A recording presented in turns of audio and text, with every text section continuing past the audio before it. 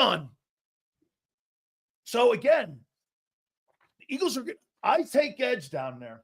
All right. We got some high drama going on, bro. Holy cow, I love it. Gardner-Johnson, play, leadership. Man, this Eagle team, between the trades, the bitching, the moaning, the parade, Big Sills, shit. It's time now for my boy. Don't forget, too, Angelo Cataldi will join me at 5:30. He is, without a doubt, the fastest growing young broadcaster in Philly. And there'll be no Judases here. We don't have Bill Judas working for us. What we have now is Zander Krause. Big Z joins Big Sills right now. What's up, Big Sills? How you doing, brother?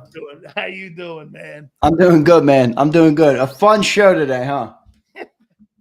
Hey, well, I can't wait for the day that I can talk about all this stuff completely unfiltered and unhinged to tell all the great people of JAKIB Nation how much shit goes on in the background, man, because it's going to be fun. It's going to be fun. Well, let me just say this. Unfortunately, I know I make your job harder because no, you don't. Sills has no filter, dog. You don't make my job harder at all. Let's start here with this. In fact, you make my job easy because you're one of the best sports talkers I've ever listened to. So yeah, I would say the opposite. But no, just real quick on what you were talking about earlier. Yeah, I think what you're saying is what you should do. I mean, that was pretty insane what they say about you. And look, you know, you and I, or at least JAKIB and you, are similar in that regard, where people love to take our name and drag it through the mud. And the funniest part about it all is that there's so much context that's left out of every story. It's so fake. It's almost hard to read and consume because the world in which I live, which, by the way, is the real world when it comes to JAKIB and anybody who talks about it, is so different than what the perception has been put out there. It's almost astonishing. But anyway, Sills, I'll say this. As long as they're fucking talking, baby, woo! If that ain't talking, then what are we doing? What are we doing here if they're not talking about us? You know what I'm saying? So they're talking, and I'm happy about it. And, you know, Zander used to always say this. So I'll just tell you folks one thing. Zander goes, how come you don't get Bill on? I go, because I don't think he's that good. No, I go, hey, I never had him on my program. Okay, but I went on his once, and Zander has killed it. I mean, dude, look at our segments. Our segments are so good. And you guys, Bill. I like Bill. You know, I feel like he again, I'm not going to take credit for all the guy's success, but like he's done a good job, start, dog. Opportunity. But yeah, I mean, he started with JAKIB. We had a great relationship, everything we did here together, and now he's out there trashing JAKIB, trashing you, trashing everything we're doing. And it's like, you know, I think here's the one thing I love, and maybe this is God blessing me with the mentality about this, but I'm patient. I don't need to prove anybody right or wrong. So you're the Howie Roseman of broadcasters. I'm just saying I'm patient right now. I'm willing to see all of these things through. I'm 26 years old still. In fact, JAKIB, as far as I'm concerned, JAKIB started 9 months ago. Truthfully. Really, it started 9 months ago in terms of what we're doing and the big picture vision of where we are and what we're doing and where we're going with this thing. So I'm able to see it through. I can't wait to see what it all looks like 5, 6, 7, 8, 9 years from now. But all I know is I'm going to be here. All right. All you people watching, I'm going to be here. And you're going to still be hearing from me then. And we'll be in a good spot. No doubt about it. So what do you make of the last 3 days, bro, with your boy, man, and how it's all panning out here, man? I mean, you know, I'm going to make this point to you here, Zander. I think he's made Super Bowl moves. Wait. Let's do this. What do you make of the Slay and the Gardner-Johnson shit? I mean, I don't really think it's a big issue. I'm only kidding around a little bit, but I like guys with edge. But to sit there and go Gardner-Johnson, I mean, doesn't have leadership. That's what the implication was. I would have been pissed off, too, that I get Slay wants to show his importance on his leadership, on what you even said on having veteran guys in the locker room. But, hey, dude, Gardner-Johnson's 2 years with the Eagles. He's been to 2 Super Bowls. I mean, that's not awful here, but how do you see this? Look, you know, this is one of those things that, Sills, I truthfully believe this is a part of the social media world that we live in today. Like, are you going to sit here and tell me that back in 1985 and 86, when you were on one of the best college football teams that's ever been assembled, that there was no men in that room that had ego, that had pride, that had ability, talent, superstar fame, everything, and they didn't ever get in spats? Like, look, CJ Gardner-Johnson is a prideful player. Yep. He is going to feel slighted when Slay says what he does. I don't have an issue with that. On the other hand, though, I don't really have an issue with what Slay said either. Slay has proven he cares a little bit more about the buddy-buddy with everybody around the league than fans would like him to care. He's proven that time and time again. He likes talking to players. He likes doing the podcast. He doesn't care about talking about current players that are on his team. He's going to do that. Do I hate him? No. Do I value what he gave to the city for 5 years in the Super Bowl ring that he helped bring to the city? Absolutely 100%. Am I now willing to say he probably won't be back next year? Yeah, I think that's probably likely because they'll probably, go with the younger guy there. And but again, I don't hate Slay. I don't hate CJ Gardner-Johnson. I love both of the players. And if social media didn't exist, we wouldn't even be having this conversation. All right, it's all fuddy-duddy. So I don't really care about it, to be honest with you. I get both guys in the room if I'm Vic and go, hey, give me one. Yeah, right. Really. Work this thing over here, man. It looks like it's Sills and Zander text off. Hey, have I never, ever done what I say? And you're like, yeah. That's well, no, listen. I mean, here's the other part of it too, where it's like, Slay and CJ Gardner-Johnson they were both a big part of the team. Yep. And, they're going to have different feelings about this thing. And they're certainly entitled to feel that. But at the end of the day, Sills, how many times in the last 2 years, and I want everybody to think about this, how many times in the last 2 years have we on this show and many other shows and on Twitter and in the Eagleverse talked about, this guy said this on podcast, this guy tweeted this, AJ Brown tweeted this, somebody made their profile picture this. We won the Super Bowl last year. Like, none of it fucking matters. That's right. That's the one thing I love about the offseason that people forget because they think it's all that matters because it's all that's going on right now. It doesn't matter at all. I got news. CJ Gardner-Johnson tweets, Slay's podcast comments, none of it matter. It doesn't matter at all, okay? The team, as long as they keep winning games and they keep doing what they need to do to win Super Bowls, none of it matters. But it's good entertainment in the offseason. I enjoy it. Absolutely, man. And by the way, I think anytime, like you said, you have high-profile personalities, yeah, dude, you're going to – hey, dude, you butted heads all year long talking about the offense passing game. What did it result in? A Super Bowl. All of that shit is secondary conversation, and it's fodder when you talk about how the team won this year. But, listen, I think they need both of them back. I mean, I'm not saying Gardner – and by the way, right. CJ's not going anywhere, but I think you need both of them. Like Merrill said. How about Merrill said too? Merrill goes like this. Am I ready to sit here and say the Eagles are going to win a Super Bowl? No. Okay, I'm not. But I'll tell you where I am. That Vaughn move makes me feel a lot more in the conversation where I was in 22, where I'll be picking that team to do some really high things this year. I'll tell you this, man. Right now, I feel like the 22 offseason, and Zander will tell you, folks, I was the first guy in Philly to tell you, you're going to Super Bowl. And I feel kind of right that way right now. I want to see what the replacement is. I want to see the 32. I want to see what you're doing at the tackle position. I want to see what you do at depth. And I want to see all that. I proposed something earlier, Zander. I proposed Joey Bosa. And here's why. Bosa's production, his talent's not an issue.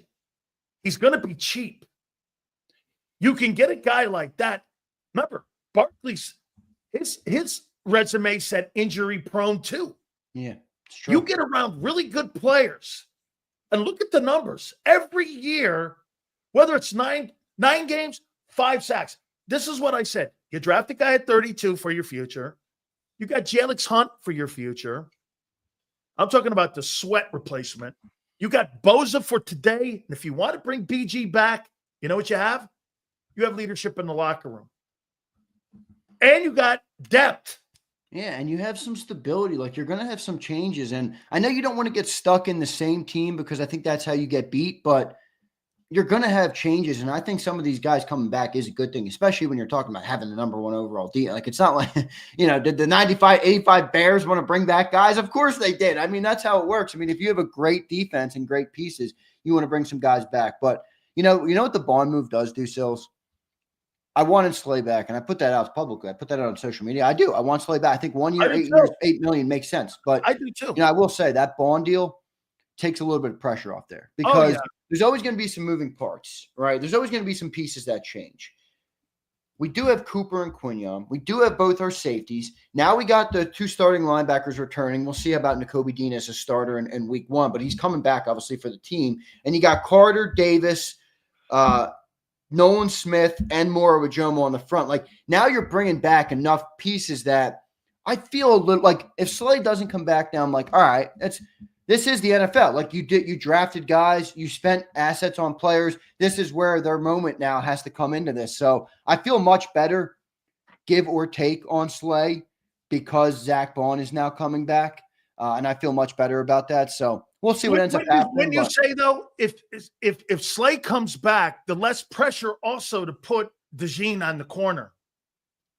Yeah, I don't know if they're going to do that anyway. I like it. I mean, a lot of people are if you don't do it now, Zander, you're never going to do it. I know that's what I said, and I think I truly think he's good enough. But and people aren't wrong. The one thing about having him in the slot that is advantageous, and the business. Here's where people have a tough time differentiating. And I'm just speaking like some people that I've talked to. I'm not speaking generally. I know most people get it or some people get it, but there's a difference between his value to the team as a football player and then the business side of it, where the agent is going to be saying, Coop, you want to get outside. You're talking about $50 million to $100 million more in your career.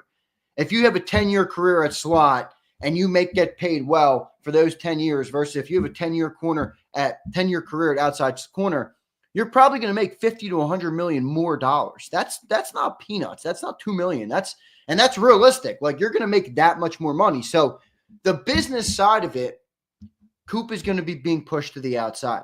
From a football standpoint, I do believe he's more valuable to this team in the slot right now because of the run fits. I think he gives the linebackers some help in the coverage. I think he can be more of a ball hawk kind of guy like he was in that 4th down play with Jamar Chase in motion. I think he fits this defense better in that slot, but the business might get in the way. That might be a realistic things that happen. So we'll see what they end up doing. But either way, don't you feel pretty good having 2 young corners that you feel this good about? I mean, we've never had this before. Yeah. 2 young guys that we feel this good about on this team. Yeah.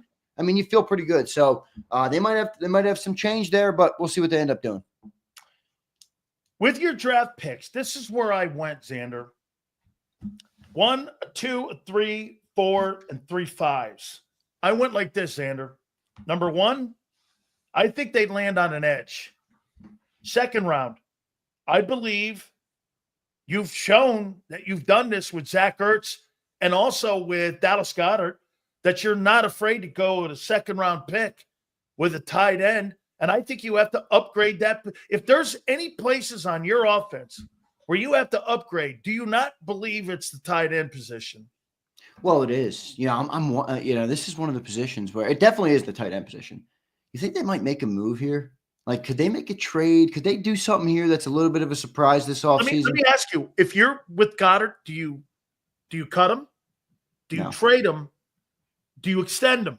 Can't cut him. I said this morning on Birds 365, and I thought about the trade later in the day. I'm like, I wonder if Howie would make like a splash trade. I'm talking about like get a tight end that you think could be here for 5, 6, 7 years. Maybe. I don't think so because of the assets, but they probably want to keep those assets. But if the right guy for the right price becomes available, maybe. But I put out on Birds 365 this morning an idea about this because he's got 1 year left on his deal and it's not a lot of guaranteed money. So you probably already know they're in kind of that talk where, we have to do something about this contract. Do you extend him for 2 years? All right. He's going to be 30 next season. So he'll be 30 and 31 on those 2 years. You draft a tight end in that I think 3rd round, but you said 2nd. That's fine. 2nd or 3rd round. Now you let that guy grow into his role. You feel like you have a better safety net if Goddard does inevitably miss those 25, 30% of games that he misses every year.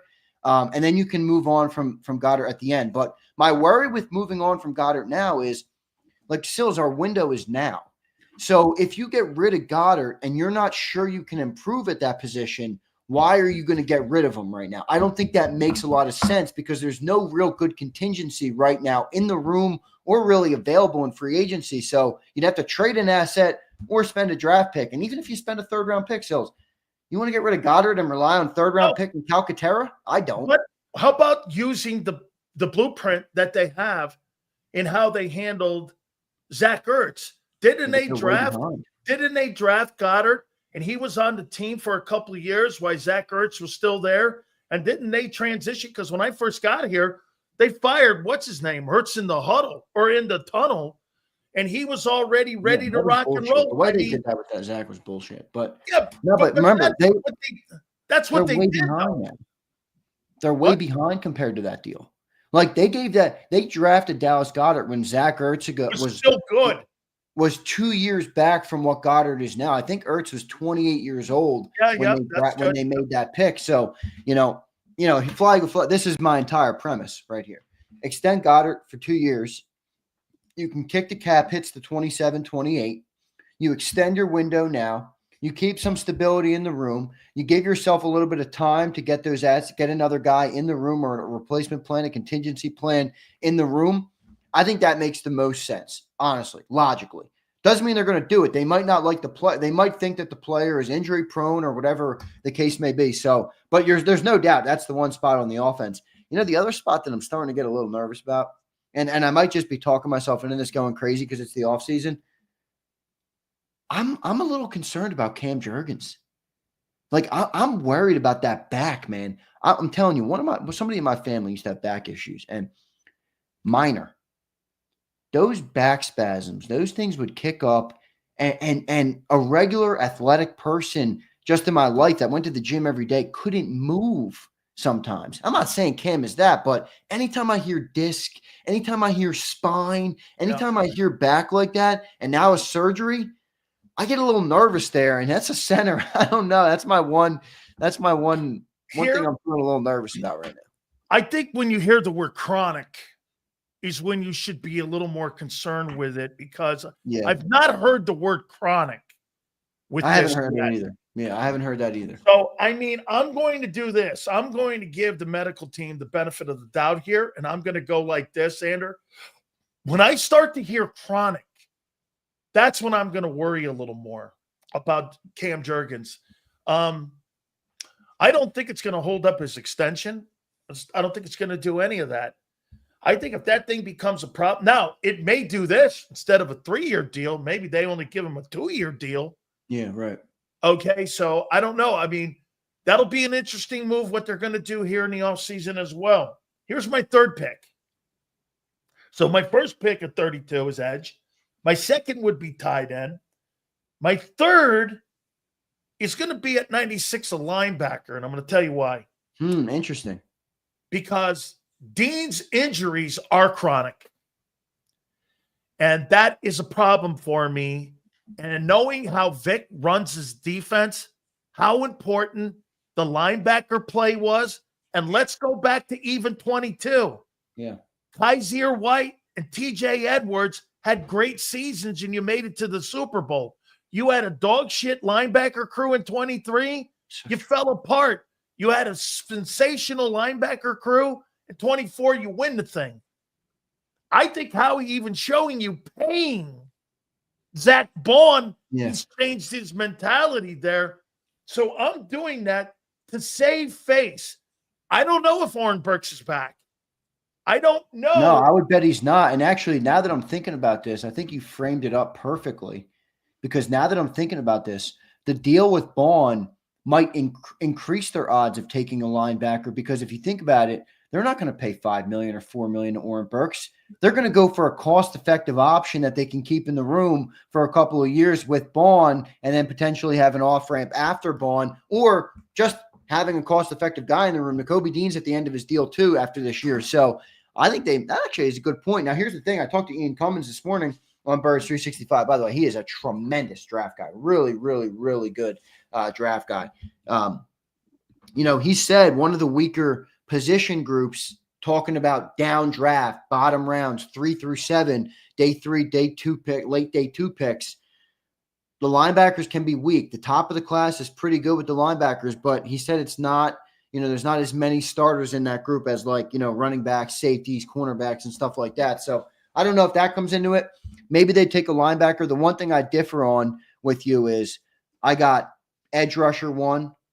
I got offensive lineman in the 2nd round. Okay. And I got the tight end in the 3rd round. Oh, okay. So say just a small difference. Yep. Yeah, you're still in the same room here. Yeah, I didn't have linebacker in those top 3 rounds, but now I am wondering if potentially they would go down that road because it's so cheap and cost effective. And you see what Vic does with guys that aren't supposed to be good. But then you also have Trotter in the room. Like maybe they feel good about Trotter. I don't know. There's only 3 years left on that deal, so we'll see what they end up doing. But that's going to be interesting. Wow. I mean, I do too. So I got linebacker there. My 4th round pick, I'm going to go OT. I don't know what they're going to do with Becton. And that is a comfort zone type of pick for the Eagles. They like to do that stuff. And they like to keep replenishing that position. So I'm going to go offensive tackle there at that position. I think it's a pretty deep situation there when you're looking at, and especially the way they do business. I'm going OT there. I agree. I could see that too. I think they're going offensive. I mean, they're going offensive lineman somewhere. I mean, there's no doubt they're going somewhere. But do you think Becton's going to come back? I thought it was pretty interesting on what Marcus Hayes said yesterday. He didn't think he had a great year. I'm going to disagree with that. I thought he had a great year. I don't think a guy who has 2,005 rushing yards. Do you think anybody in that offensive line, anybody had a bad year in that O-line? Could you say anybody had a bad year in that O-line? No, nobody had a bad year in that O-line. Not even close. Close. Now, but here's the other part of it, dude. Like we've crunched this cap a lot, where you look at how many guys are getting paid, and the reality is that some guys are going to have to be cheap. And Sills, if you think about it, they spent what on Tyler Steen? A 2nd round pick? 3rd. A 3rd round pick on Tyler Steen, and he's been in the wings now for a couple of years. Like, I'm not saying they don't like Becton. I'm just saying it wouldn't completely surprise me if Howie looked and said, we got to get this young man in the action. All right. It's time to put him on the field because we need these assets for other spots to keep rebuilding the defense and retooling around. And the other thing is, you have a Hall of Fame tackle on the right side of you. Cam Jurgens was a pretty damn good center in the middle, and the left side of your offensive line is arguably the best in the NFL. So, if I'm going to give Bond to Fangio, Stoutland, I might have to take one guy from you. I don't know. We'll see if it ends up happening. But I did not want to rule that out. It's one of the things I think even me personally have probably dismissed too quick. I was thinking about that. I'm like, Steen wasn't like a 7th rounder. Like he was like a 2 pick. I mean, they might get him into the action. We'll see. Absolutely, man. So then I went here. I went safety with my first pick, that pick from Houston, because whatever you're going to do, Zander, and with Slay and what you're going to do with Slay and DeJean, don't you want a little bit more depth back there in that safety position? Wouldn't you want a little bit more? And then again, let me ask you this. How sold are you on Keely Ringo? I'm not overly sold on Keely Ringo. The one thing I will say, I mean, you talk about college football all the time. Anybody that watches the SEC, okay? And again, this isn't the pros, so it's different. But anybody that watches the SEC, anybody that watches Georgia, that dude could flat out play in college. He was lights. I remember when Alabama played Georgia that year, and they didn't want to throw at Keely Ringo. He was that good. Now, again, he hasn't been that in the pros. I think he's young. I think he has a bright future. I just don't know if I'm ready to put all of the pressure on him just yet. So I like him. Sidney Brown, I think other people are a little higher on him than I am. I think he's an awesome athlete and a great player, and I love the hair, how he plays with his hair on fire.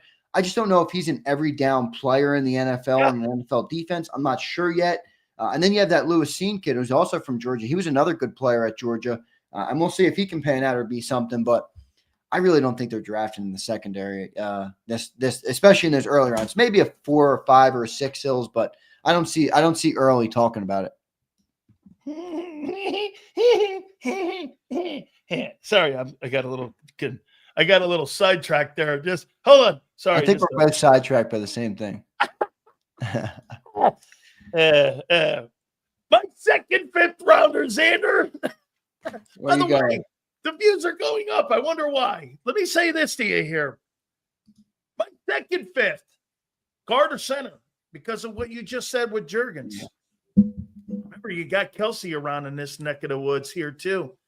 And you've got, you want a little protection now with Juergens, don't you, at center? Yeah, I would say. You know what? Wouldn't you now, if you're even talking about that back injury, wouldn't you maybe even use that 4th round pick for a center in the draft? Well, here's the thing. It depends. If it's a true center that can't move, probably not. But you know how they love offensive linemen. Like if they find a guy, remember Landon Dickerson was drafted as a center out of Alabama. Yeah, Cam Juergens was drafted to be a center. I mean, so many guys were drafted. Isaac Seumalo, I think, was supposed to be a center back in the day. Like if they find an athlete on the offensive line, they're probably going to cross train him, and they're probably going to have them ready to go. So you can never rule out offensive line skills at any spot in the NFL draft for the Eagles. Would you go after Trey Hendrickson? If he's cheaper than Myles Garrett, I'd consider it. I'm not in love with the names anymore. Don't get in love with the names. Think about the production on this defense. If I got to pay 2 first-round picks for Myles Garrett, okay, and $40 million. Myles Garrett, okay, Trey Hendrickson, I don't know, man. I saw Fred Johnson kick his ass. I'm just saying. Well, I know they're not the same guy, but can Trey Hendrickson give you 13 sacks? And do you want to pay $40 million and an extra first-round pick to get 17 sacks from Garrett? I don't know. Wouldn't I rather just stay with my game plan?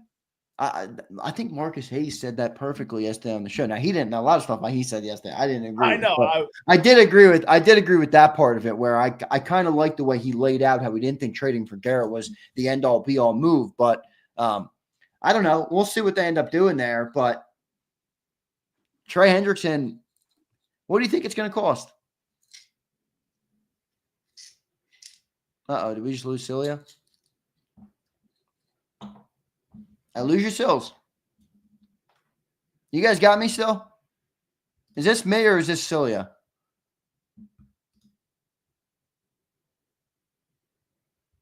All right, I think Sileo is gonzo right now.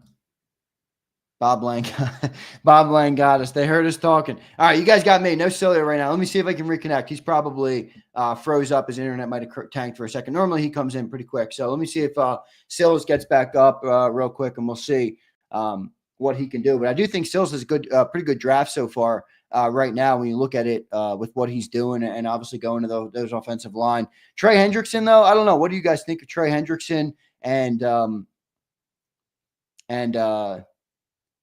Myles Garrett? Like big discrepancy. Would you rather go for Myles Garrett there? If Trey's cheaper, would you go down that road? I think it's a good question by Sills. And speaking, look, this is my show now, Sileo. I'm just kidding.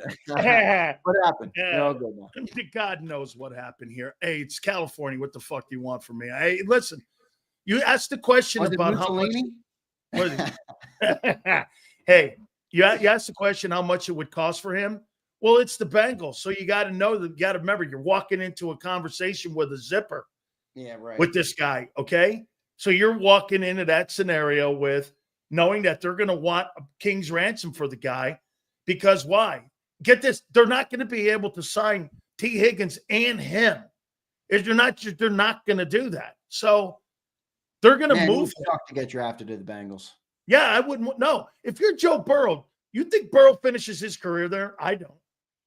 I don't know, maybe, because I think quarterback's like the only guy that will get paid. But like, even look at T. Higgins, Jamar Chase, all these guys. I would hate to get drafted there, man. And then you look across and see Philly, and like Joe said on the podcast, seems like they're paying everybody. It would stink. And by the way, it's not the GM. People think it's the GM. He's not good with the cap. It's Mike Brown. GM's actually really good with the cap and bang in Cincinnati because it's got to be because the owner doesn't put out cash, man. The owner doesn't put out cash, so he doesn't have it. I don't think he's cash rich like some of these other things. So, no, I don't know. Trey Hendrickson, depending on what the deal would be, I would consider it. He's productive. He led the NFL in sacks last year, Sills. I know he did. And he look, but I'm the champ. I'm not ripping my championship game plan up. But why do you feel the need to rip it up for Garrett then? Because Garrett's different. I think Garrett's the best player in the league. I know. I agree he's different. But what's the difference in the production that they're going to have in this team? Take the names off the back of the jerseys for a second. All right? They're mannequins, as our guy Flex would like to hear. All right? They're mannequins for a second. One guy costs you 2 firsts and $40 million a year. One guy might cost you a 2 and $30 million. The $30 million guy gets you 14 sacks. The $40 million guy gets you 18. Like, I don't know. I probably feel pretty good about, going with the cheaper option there because I feel like your production is going to be made up on the rest of that defensive line with Jalen Carter and some of those other guys. So, I don't know. That's the one thing I like about it. If it's a little bit cheaper, it might make more sense. Yeah, you put Myles Garrett with Jalen Carter, though. He hasn't played with anybody like that. You put him on that team with Vic. Yeah, he's a 20-sack-a-year guy. Yeah, he is. Dude, he's a 15-sack guy on that shitty Browns team. I know. Are you any concern on the age? Eagles? On the Eagles, he's a 20-sack guy. Any concern on the age? No. Because I'm only signing him to 3 years. I'm not signing him to a 5-year deal. I'm not. Would you be interested in Hargrave back for There's an old saying, time waits for no man. All right. That's true. And I wonder. Brady's the only guy. Brady's the only guy to fuck that up. I know he did. He did fuck that up. You're right. But, hey, how about Javon Hargrave? Would you bring him back for depth? He's going to be cheap. I know everybody loves this. Why is it? Is it just me, or am I the only guy that doesn't really love looking in the rearview mirror? And I know there's some cases where it's worked. Like look at CJ. We brought him back. It was a really big hit, but Javon Hargrave is like history in Philadelphia. Like I'm okay to keep it as history. I don't really need him to come in and be a part of this team that just won a Super Bowl. I'm not against it, but I'm not like overly for it. I don't think he's that big of a deal. I'd rather draft a guy, I'd rather even give more of a Jomo. That's more of a gamble though, to draft than Hargrave. Well, how much is Hargrave? I know who he is. I know what his liabilities are, and I know what his strengths are. What do you think Hargrave's going to make? When I draft a guy, I don't know what it is. I still don't even know who Jordan Davis is yet, and that's 4 years. I know. That's true, but, what do you think Hargrave's going to make? That's my issue with it. Okay. He's not going to make peanuts. He ain't making 20. He ain't making 20, but he's not making 3 either. You think he's a $10 million guy? I think probably. Well, then I'm out. What was his production last year? Then I'm out. What kind of production did he have last year? Well, I don't think anybody had production on that 49er team last year. Holy shit. He didn't have any production. No. But look at he got hurt. Oh, he got hurt. He got hurt. And then they whacked him. He only played 100 snaps. I heard John Lynch wants him back, though, too. Okay? I mean, they want him back to a reduced number. He barely played. Yeah, he was cheeks, though. 104 snaps and 1 sack. 7 tackles. 20 mil. How you doing? Yeah. I don't know. I'm not really So you'd rather draft a kid than go there and it makes more sense. Zander, this is why, a couple more before we read the supers here. Let me show this to you here. This is why I think you guys are in a better place today. You know that bullshit thing that you guys were throwing around, especially you with that fucked up thing about a Super Bowl window? You're right this time. 22, they didn't have one. 17, they didn't have one. Why? Because they had mercenaries to build their team around. Now, Tony Dungy told me the other night, he said this, you know what the Eagles have this time? Look at the core guys on defense. You have 7 dudes on defense that were home cooked and drafted. of your 11 starters. He said it's easier to plug free agents in when you have core dudes on your team, which means you have a wider window for success. Right. That's the difference here, is that you have, like, look at it. If you move DeJean out, and I'm becoming more of a fan of not doing that. Okay. And keeping him makes where sense to not do it. But because you know what? I want him to resemble to me. I want him to look kind of like something in a Kyle Hamilton that roams the middle of the field like that, because Kyle Hamilton, in my opinion, I mean, you hear Vic talking about him that he's a game changer. But Cooper's more athletic than Kyle in terms of speed and quickness. But I want him in that conversation. Yeah, I got what you're saying. A versatile guy in the defense. In the middle of the field. Yeah, right. That makes sense. Not only can he cover, he can teacup guys like Henry. That's showing me versatility. So, hey, dude, get this. If I got a little low in the light when it came to production at linebacker, and I got a guy behind me like a Wolverine dude, and that guy's roaming the secondary in there in the middle of the zone, I feel more comfortable about having him. Where do you think you're going to get beat more in a game nowadays? I think you're going to get more in the middle of the field than you are in the numbers. I think those slot guys, CeeDee Lamb makes a career in the slot going against safeties and corner. And he's going to have a hard time against Coop in the slot. I agree. Dallas is our best test to see how good Coop would be at the outside. Can you hang with CeeDee Lamb? If you can't hang with CeeDee Lamb in the slot, you're going to have a hard time outside. You know, that'd be a good test right there to see. But no, you're right. I don't know. I think, remember, a couple of weeks ago, Sills, I think we had a great segment together where you talked about keeping the middle of your defense together. You know, and with the Bond signing, Dean is obviously still under contract. You got Carter in the middle. You got your two safeties under contract. Your slot corners returning. Like, I think they've done that. So I honestly don't think they're going to get beat more in the middle. I don't. I mean, no, I don't either. If you put Isaiah Rodgers on the outside, I would say that's your weak point. If you're another team going up against the Birds and Isaiah Rodgers or Keely Ringo's on the outside, I mean, that's where you're going to target. You go up against a team like the Rams, where that's how Stafford plays ball. He identifies where in his defense he wants to pick on, and he's going to throw that ball there. That's what they're going to pick on. They're not going to pick on, you know, any of the middle of the field. At least I don't think so. Finally here, you think they extend Hurts? Yeah, I do. I think they probably give him a couple more years on the deal. I think they probably bump up his average annual to like 55 maybe. I think they front load another bunch of money for him, give him a big signing bonus, keep the cap hits cheap, and push out when those cap hits start kicking in. Because if you look at his contract, his cap hit coming up is like, I want to say 20-something million, 21 million for next season. Then it's 31 and 42 and 26 and 27. So I would say if they do it this year, you can probably get it back down to that 20 mark. Save yourself 10 mil next year, 20 mil in 27. Put the money back at the end of the deal. And I think they'll probably do that. I think it makes sense business wise. How about this? You do it post June 1 and you use that money for Garrett.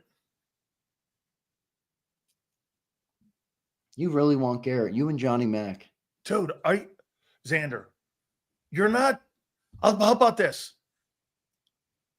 He's the best player on defense in the last 20 years next to Aaron Donald. All right. Here's how I view it, though. And I agree. In fact, I've called Myles Garrett the best NFL player in football since I've been watching him for 3, 4, 5 years now. All right. If I'm the Commanders and I got my ass beat in the NFC Championship game, I would say name the price I'm getting that player. If I was Detroit and I felt like I was the best team in the NFL, but I didn't make it to the Super Bowl, I'd say, name your price. I need to get that guy to get me over the top. If I'm the Philadelphia Eagles and my draft picks worked and my philosophy has worked and my defense was the number one in the NFL and everything we did was the right move to get to that moment that ultimately culminated in a Super Bowl, I'd say, Myles, you look good, but I don't want to blow this thing up. I know you're a great player. I'm not saying you're not a great player. That doesn't mean you're right here right now. And again, we're going to be on the show tomorrow on a Football Friday, and I'll probably be saying fucking trade for Myles Garrett. All right? No, he'll probably do it. Huh? He'll probably do it. It'll probably be on our show. I'm just having a little bit of a hard time approaching this from a perspective of you have to go and get Myles Garrett. He's that good. And it's like, no, we're that good.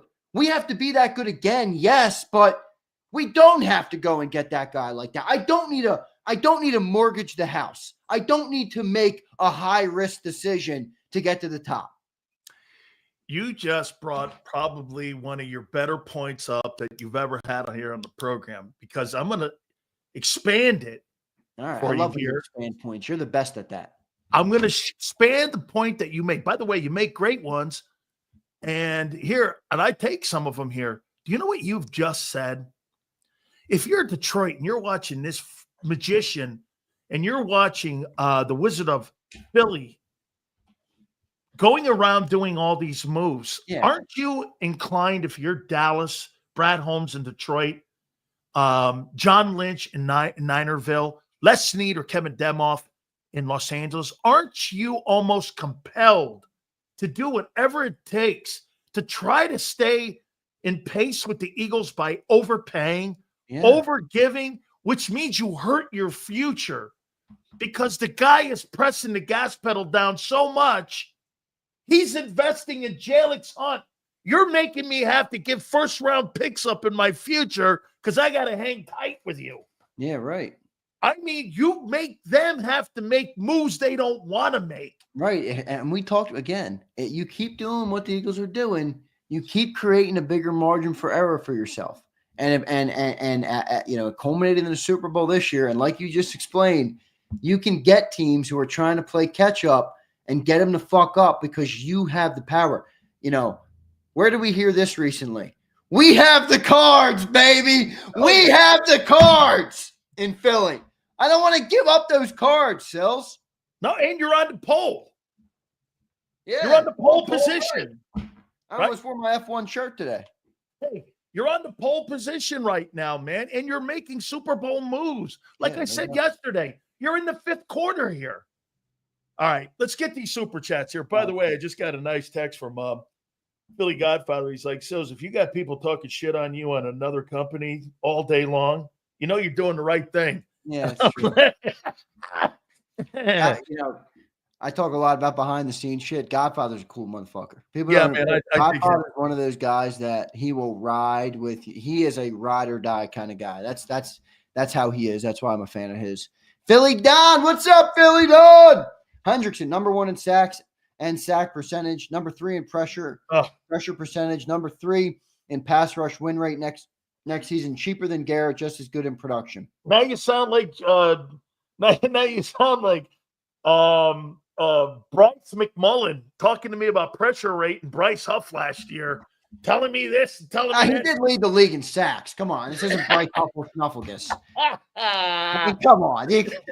Philly Don, I think you're right about Zander protecting his boy. I love it. Well, I do love Philly Don, but Philly Don knows if he said some dumb shit, I would rip him. I mean, nobody's safe from rips. I mean, come on. He's a good player, man. He really is. He really is. I think Don makes a good point. I'm not ripping the game plan up for him. But you are for Garrett. Yes. You are for 4 extra sacks. No. And also the run. Wait. For the run? You think that guy's good against the run? They were 28th. That guy has played on the number 1 defense in Cleveland, too, with a shitty Cleveland. Hey, what have the Cleveland Browns done in 26 years since they've been back in Cleveland? I'll give you an Italian word half of you is good at. Ungazzi. Zander's half Italian, just in case you're keeping score out there. Go ahead. Man, I had pasta visual for lunch today. Excellent. Homemade. Obviously. Gee, I wonder why more people are chiming in to watch the program. Brian Palmer checks in. Angelo's coming up soon at the bottom. That's right. So Angelo 5:30 is going to be excellent. Brian Pumper says, would you rather Myles Garrett or Trey Hendrickson? I'd rather Sidney Sweeney feed me grapes while I lounge on a bed of gold. Then I wake up. All right, Pump. That's one of your better chats. You might be coming off the Hall of Fame. You need to be Saturday Night Live's lead writer, man. I mean, some of the shit you write up, man, you're great at it. Smart dude. Real Zeal. What's up, Zeal? Proud to support Big Sills, even if he is a scumbag. Parentheses, he is not. And it's not crossing swords, it's cross-dressing broad. F Mike Miss. Yeah, fuck Mike Miss is right. He's a big fucking bum. Hey, guys, listen. You know this, and Zander says it to you all the time, and he's not wrong, and I can absolutely go along with what he says. You know what he says? You could talk shit on me. I could talk shit on you. He made a segment where I had to go and let you guys talk shit. You think he would let anybody else outside of our community talk shit on any one of us? You just saw what he did with John McMullen. That's not how this works here, man. And guess what? That's why I don't do other shows. It's only here. This is our deal, dude. I'm not a hooker. I'm not out for hire. Sills is a legend in these streets. Sills, they hate that the legend of Big Sills is growing at a rapid rate. Q, what's up, Q? CJ tells it how it is. Slay is a politician. That's a good point. That's true. But guess what? I don't care about any of that. Go win me a Super Bowl. All right, here we go. Suo Blaze. Our team is built to last and built to win. Why not take the risk of drafting at 32 and a few more picks for a superstar that has elite years left? Dude, so I think he's saying go for him. Oh, go for him. Yes. Wait, yes. Our team is built to last and built to win. Why not take the risk away of drafting at 32 and a few more picks for a superstar that has elite years left? It's a good way to look at it. I'll tell you what, if that guy delivered and helped you win 2 more Super Bowls, which he would. I know, but here's the problem. Bro, Vic because Fangio. We live in a world, Sills, where we talk about. Hold on. Vic Fangio with Nolan Smith or Vic Fangio with Myles Garrett. Who do you want? Who could do more? What could Vic do more with? Myles Garrett. It's a no-brainer question.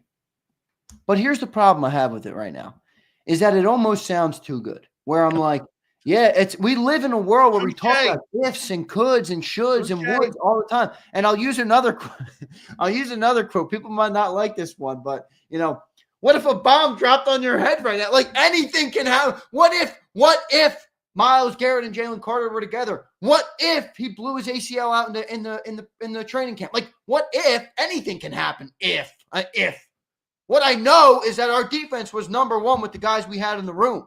That's what I know. I'm not saying they're going to be next year, but I'd bet on that. I don't know. Well, I think with Bond right now, you may not be number one, but you ain't squeezing out of the top 5. No way. Yeah. No way. Especially if you put Slay back at the cornerback and you got your entire secondary back. Bro, all you need is depth at tackle and an edge. Dude, I agree with you. I went back and last night and watched some more Jomo play. Say so Milton Williams let's use the scale as a 10. And Jomo's 7.5. All right. Okay. I can get around that. You're saying 7.5 out of what Milton was? 10, yeah. I can live with that. I like more of Jomo. I do too. I said it all year. Him and Booker were productive. I like Jomo more than I like Booker, though. I think Jomo Jomo can be a piece. I think he can be a piece on an NFL team. I really do. I think he can be. So I mean, he had 400+ snaps last year. He was a piece. Who am I kidding? No, I'm plus I think Vic really likes him because he works hard at it. Sills says he's not a hooker, but I think Sue would say otherwise. Sills is a floozy, but I'm not shaming him. Hey, Zander, man, how's that Venmo? I won't tell you guys Sileo and what he does in his free time. All right, I'll leave that for the imagination. Oh my God, fuck! I'm just a shit stirrer. That's all it is, man. It's just hey, no matter what I touch, just this is your time, brother. There's nobody that does off-season content better than you. I mean, it's just the truth. I mean, nobody does off-season content like Big Sills. And I look forward to hearing all the rest of the content that we have to come. Do you think there's another move by the end of the week? I thought it might come today on the show. We had a 2-day run there of getting 2 big breaking newses during the show, and your show had massive numbers. I mean, great segments. I thought you were just absolutely electric in those segments. I think your show this week has been really freaking good. I was hoping we had another one today. I thought it would be Becton or maybe an extension or something, but I guess we didn't get one unless I missed it since I've been on here. Trey Hendrickson's just been traded for two 2 4th-round picks. Howie's got them now inked down, and those 4th-round picks are in 2090. Here's another piece of breaking news. Eagles lost one more coach to the Saints, Kyle Valero, who had an extensive history with Moore in Detroit and Dallas. He was named the Saints assistant wide receivers coach. There you go. Okay, great. All right. Doesn't mean shit. No, it doesn't. All right, homeboy. Hey. Keep it up. Hey. Yeah, I think the Amazon order is supposed to deliver today. That spoon that you're holding there looks a little small. I think the next one coming in is supposed to be one of those mega industrial spoons that you use like in the restaurants where they feed like 1,000 people. You're stirring the pot. Hold on, like a soup kitchen spoon? Yeah, I'm talking like a mat. Have you ever been to Cape May and you seen the guy in the window? Anybody been to Cape May? And there's the guy in the window who throws the fudge up in the air and he's got that big ass spoon. That's Big Sills with the spoon. We get Garrett. We get Big Sills and Z live on Broad Street in 12 months. Dude, I agree with you 100%, dog. Wait. You'll get me on Broad Street, all right? Michael Robinson, unless you send in like a $10,000 super chat, we probably won't have Big Sills on Broad Street. But you'll definitely 100% have me on Broad Street if they win another Super Bowl. Yeah, listen to this. So here it is. Missinelli rips crossing Broad. A Missinelli rips crossing Broad and misogynist, racist scumbag Dan Sileo. Oh, lovely. You're living rent-free in the minds of men. And just so everyone knows, I barely know that guy.